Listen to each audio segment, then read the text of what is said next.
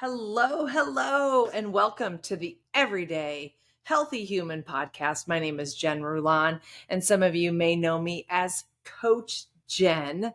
Today, our guest is Anna Olson, who I found through Joe Rinaldi. And Joe talked to me. I interviewed him for one of my podcasts, which is in one of the episodes. Go check it out. And Joe explained to me that Anna is a triathlete and she is a runner. And I thought I immediately needed to bring her on board and join the Everyday Healthy Human podcast because I know we've all started somewhere. And Anna, thank you so much for joining my podcast and welcome. Thank you. I'm super excited to be here and just talk everything tri and new beginnings. Exactly. So can you give the followers like a 1 to 2 minute spiel on who is Anna? Sure. So I am originally from Minnesota. I grew up with three younger siblings. Minnesota. Yeah, I had to bring the accent out. Yeah. We grew up in the great outdoors. So did everything outside, had a lot of play time in the woods and grew up hunting. And I grew up as a swimmer. I started swimming at the age of 5 and just fell in love with anything being in the water. Land stuff, not so much. So my only sport was swimming for a while. And then I kind of got sick of swimming. And when I was 15, I wanted to try something new and be different. And I saw a newspaper clipping of a local triathlon. And I was like, oh, I think I could do that. And so without any training besides the swimming aspect, I jumped into this local tri, and it was probably At the hardest thing 15. yeah. That's incredible, girl. The hardest thing I did in my 15 years of life on a huge mountain bike and like no running background because swimmers they don't run. I didn't know proper running form. I didn't enjoy running. It hurt my body. And for some reason, I fell in love with the sport of tri. And honestly, the rest is kind of history from there. Right.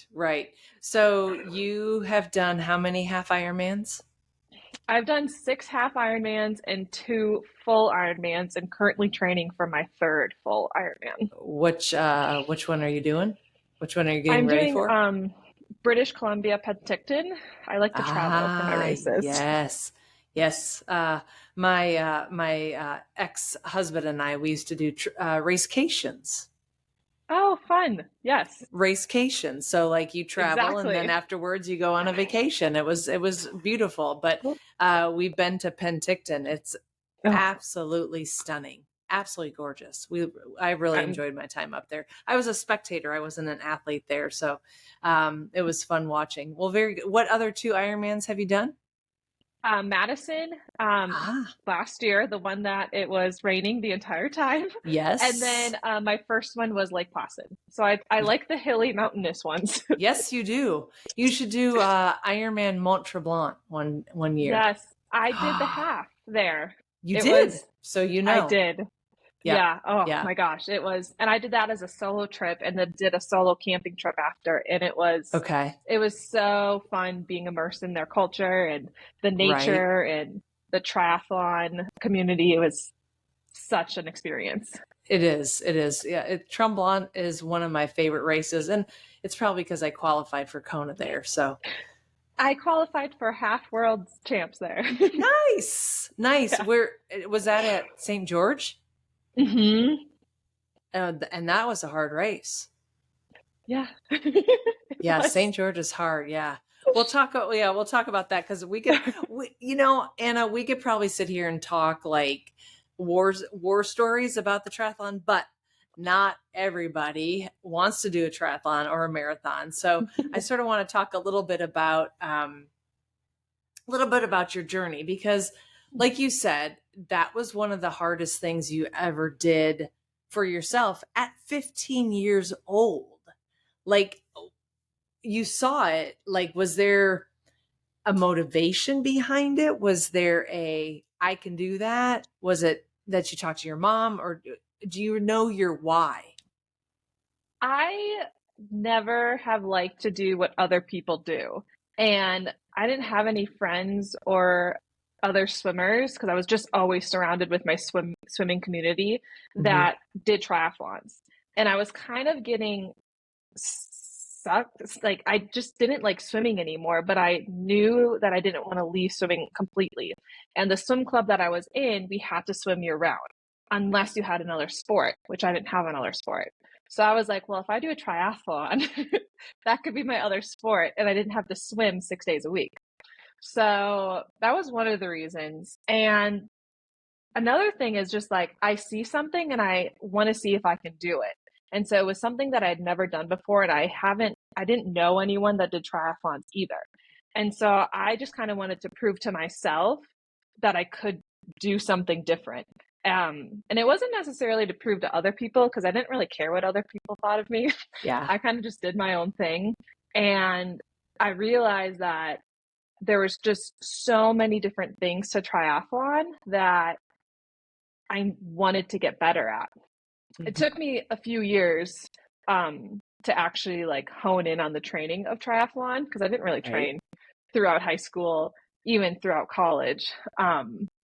But then when I learned about what an Ironman, like I didn't know what Ironman was, even when I started tries. But Sure. I met my husband and we heard what Ironman was, and we were like, that's cool.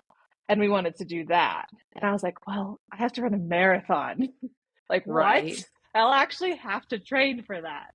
So I decided as a junior in college that I needed to run. And so I just signed up for a race and I gave myself a year to train because I knew that it was an endurance race and Right. that at that time my body was not like I couldn't even run a mile. So I was like, I need to like actually prepare myself to do 26.2 miles. Yeah. And that's kind of like where it started. That's amazing. That's amazing. What when you signed up for a race, did you sign up for Ironman? I signed up for a triathlon race or for the marathon, Well, like the running part. the running part, because you said I you didn't. Yeah. Yeah, I signed up for a marathon first. I knew that I Okay. wanted to do an Ironman, but before I signed up for an Ironman, I was like, I need to make sure that I can actually do the last part of the Ironman by itself. Yeah. So in Minnesota, if you know, it's Grandma's. extremely cold. Well, Yes, it I signed up is. for Yeah. So I Ah, signed up for Twin Cities, which was in October, but I signed up like it was like a New Year's resolution type thing. So I signed okay. up January 1st. And that winter was so cold. I couldn't Oh, run outside until like probably springtime. So my first time starting to train for runs was on a treadmill. And I honestly think that that's what helped me because it allowed me to just understand what pacing was. And I didn't really care. I I just didn't care what my pace was at that time. I didn't have fancy gadgets. I didn't have Strava, and I didn't have this like ego of like other people looking at my paces and wanting to yes. be super fast. And so I think I really learned how to run slow to be fast right Yep. away from the get-go. 100%. Um, but I spent the first like three January to about April just running on the treadmill just because it was just so cold, the snow, the ice. Sure. And then I was like, how am I going to run outside? And then when I finally did run outside, I was like, why would I ever go back to a treadmill? Right. As I used to call it, the dread mill, right? The treadmill. Yeah. I'm trying Right. to be more Yeah. positive about it I because the know. I treadmill know. is a good training aspect. It is. It is. Especially the dog that is not mine is barking. Hold on. Okay. Um, yes, agreed on the aspects of not being so negative because you're right. It is a great tool, and especially with the weather that you guys have up in Minnesota. I mean, I was born in Michigan and I lived in Wisconsin, so I get it. I get it all too well, and I have an athlete in Wisconsin, and it's crazy. Like he's like, well, I can't really open my pool up until like mid June and end of June, right about this time, right? Yeah. So yeah, Mhm. yeah. Um, what, trying to think. It seems to me as a swimmer at a young age, you you you developed a really strong mindset. Can you share with our followers about your mindset as an athlete and how that could apply to like an everyday healthy human? Yeah. So I think growing up on a swim team and then just also having like my support system with my family, like my parents, um, was always getting out of your comfort zone. And so from day one, it was always getting out of your comfort zone and trying to enjoy getting out of that comfort zone. And obviously, as a kid, I didn't and I'll obviously like enjoy all aspects of that, but Right. I definitely fell in love with working hard. And Mm. in swimming, I was never the best swimmer, but I was also never like the worst. I was like that medium middle of the pack, but I worked my butt off. And my coaches would see that and I would get praised for like how hard I would work and like to the points where I would like pass out in the middle of a workout just because I would like push myself too hard sometimes because Right. I just loved working hard. I knew that I wasn't going to be the best swimmer on the swim team. We had a stacked swim team, very deep. We had a lot of girls go D1, go pro. Really? So yeah, we had a really good swim team. And so I don't have the body of a swim, like I'm not tall. Sure. There's other ways where I was like, well, if I'm not going to be recognized as the best swimmer, I'm going to be recognized as the hardest working swimmer. So that was my way of like being I the like it. best. And then I kind of just fell in love with the grind.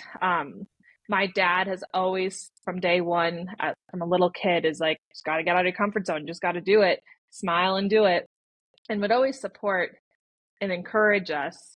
Um, and so I think that's just like where that love of the grind and working hard came from.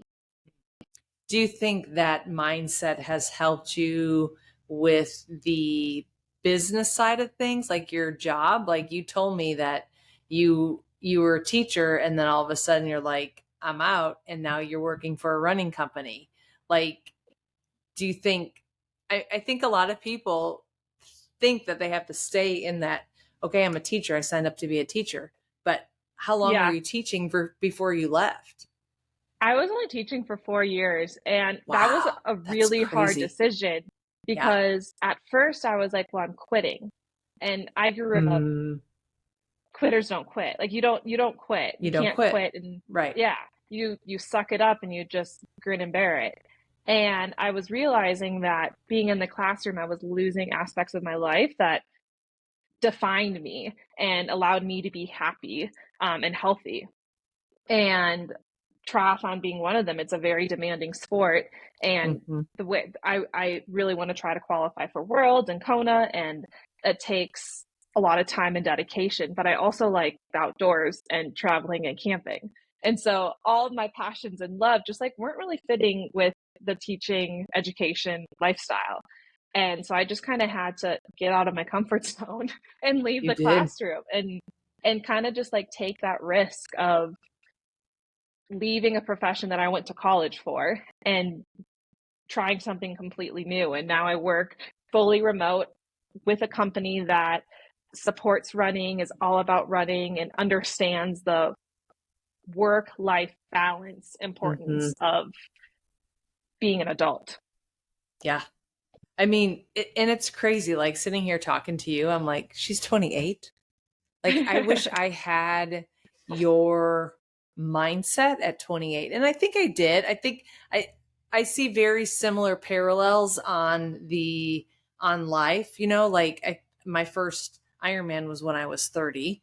So, but still the same parallels of like one, you don't quit. Yeah, I was a terrible basketball player, terrible volleyball player, but I went out and tried. My gymnastics, I think I did gymnastics 1 year, no, 2 years. And like I scored like a 1 on the bars. I'm like, hey, that means I'm number one, right? Yes, Like, exactly. But you I tried. mean, I tried. I was awful. And I was sitting there laughing the whole time. And anyways, but like, I love how, like, just you talking, I'm like, God, she's so mature at that age. But I think a lot has to do with your sports. Like, I see the change of, like, this is something that I remember learning in my master's, right? Is just really the importance of kids having fun, but then also pushing themselves. That sounds like you had fun to a point, but then your family and your parents allowed you to branch out and not be so organized, which is beautiful. Exactly. And like now with like my training and the things that I do now, I've realized that if I want this to be a full-time thing and be able to do triathlons or just like I love endurance races in general, to do Yeah. that for an extended period of time, that I have to truly enjoy and have fun with that process. And I Hmm. think when you start not having fun, that's when it's like a chore, and that's when that mental health and your health in general just starts to go down. So if you're not Agreed. enjoying the process or finding joy in the hard things that you're doing, that's when you're like, well, why am I doing this then? Right. Right. Exactly. Um, so for somebody being very wise for her age, what advice could you give somebody that is maybe facing that challenge about, hey, I'm not happy in my job? Maybe I think look at big picture. Am I not happy because it was just a bad day? Am I not happy because I'm having tasks that are just not fun right now? And kind of like make a list. If you're realizing that you're not happy because it's allowing you not to go outside, it's allowing you not to have time to do the workouts that you used to enjoy, then maybe it's time for a change and finding a new position or talking to your management or whoever it needs to be like, okay, something needs to give here because I am not happy in X, Y, and Z. I think like just like standing up for yourself and like your happiness is it gets overlooked once you are in a career, I think. And when I was in the classroom, that's kind of like what I started to realize. Yeah. Yeah. And I think this is something I used to do, the pros and the cons. Like, if I wanted to leave this position, what do I need to accomplish? First of all, what are the pros and cons? But then I also say, what do I need to accomplish before I leave? And then once I tick those off, and it might take a year, it might take 6 months to tick those things off. But once I did that, I was like, okay, I'm done. I've done what I needed to do. Same thing for me with the Ironman. Like, I bring this up and I talk about this at my 15th Ironman. I said, okay, universe, I need two things from you. Either one, I cross the finish line in the top two of my age group and I go to Kona.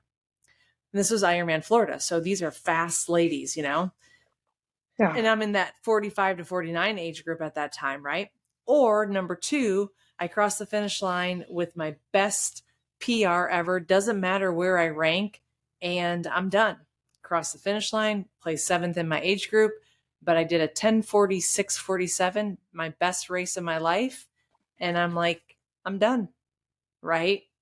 And it was just talking and just really asking, like, for guidance. And that guidance could be from your higher power, God, universe, family, friends, but I think you have to find it, right, Mm-hmm. within. You have to Yeah, do a little self check. you do have to do a self check. Yeah, exactly. What uh what habits have you practiced in your 28 years of living that influenced you to be have a healthier lifestyle, other than swimming, starting your swimming? Like like nutrition, like how are you, Yeah. nutrition or water or whatever. Oh man. Well, I wish I could say that I had like a plan. That's okay. I When I was in college, I did have a pretty bad eating disorder and I was obsessive. Um, and so I have learned to be very intuitive and just kind of like listen to what my body needs. I think with like this culture, it's like always a diet culture. You have to follow this plan or this plan or this plan. And so I kind of just I make sure that I fuel my body and I have to remind myself that food is fuel, because sometimes I can Yes. get into those bad habits. Um, and I, yeah, just like realize, like, when I want a sweet, I listen to that. Because if I don't, then the next day I'll have an entire bag of chocolate chips. Like, Right. really, really honing in on just like intuitively eating, and making sure that I am full and not hungry, especially with all the training that I Yeah. have been doing. So I Yeah. wish I had a better Well, answer. no, I think, well, first of all, I want to say, acknowledge, thank you for being vulnerable and sharing that, because I think a lot of people just shy away from it to talk about that. And I think it's something that we as society need to talk about more, because we hide behind the phones, we hide behind the Mhm. gram and all the social media. And so thank you for opening up about that. Maybe I need to get you on again and we talk just specifically about that if people want to, talk about that. But I no. So yeah, I think that's great. The intuitive eating. I think that's beautiful. What's your favorite, this is totally random. What's your favorite like go-to snack? Right now, it's been a yogurt bowl. We found this like really cool, really cool like bulk Right? store where it's like local dairy. I usually don't eat a lot of dairy. Yogurt's probably like the Yeah, only dairy that I eat. And right. it's such good yogurt. And then we have like granola and all the fruit. So it's like a Yep. good protein, carb, sweet. It's like everything all in one. Are you ready for this? You want to add something to that? Oh, Add yes. a add a half a scoop of vanilla whey protein to get more protein. Mix it up with the yogurt, and then you could do some chocolate chips and bananas and a little bit of Oh, whipped cream, and there's yum. your mini banana split for your dessert. Oh, that sounds good.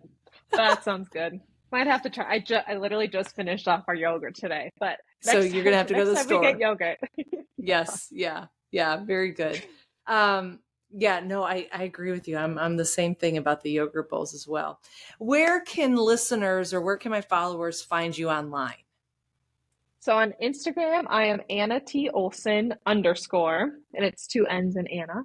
I don't really go on Facebook. I really just post on That's my fine. Instagram, but I Okay, I respond in DM, so feel free to ask me anything tri or running or ultra or anything related to all those things. I'm happy perfect. to catch up. Perfect. And so, in my journey, in my own very own journey, butterflies have played a big role since the very beginning. Since I started triathlons, and so I always have to ask my followers or my guests at the very last question is, what is the one final thought that you can give my followers about how to start their own transformation and become their own beautiful butterfly? My one final thought is to make sure you have fun with it. Because if you don't have fun with your journey, it's probably going to be hard to continue that journey. So try to find one little aspect of fun every day, and that'll help keep you moving forward. Beautiful. You, Anna, are a very wise soul. And it's Thank you. beautiful to connect with you. And I'm very grateful for you being in the launch of my Everyday Healthy Human podcast. Thank you so much for So having me. thank you. All right, y'all. If you are loving the Everyday Healthy Human podcast, we would love for you to rate, subscribe, share this episode with your friends, leave a comment, because down in Costa Rica, we say, Anna, you want to help me? Pura vida. Pura vida. Pura vida. See, ciao.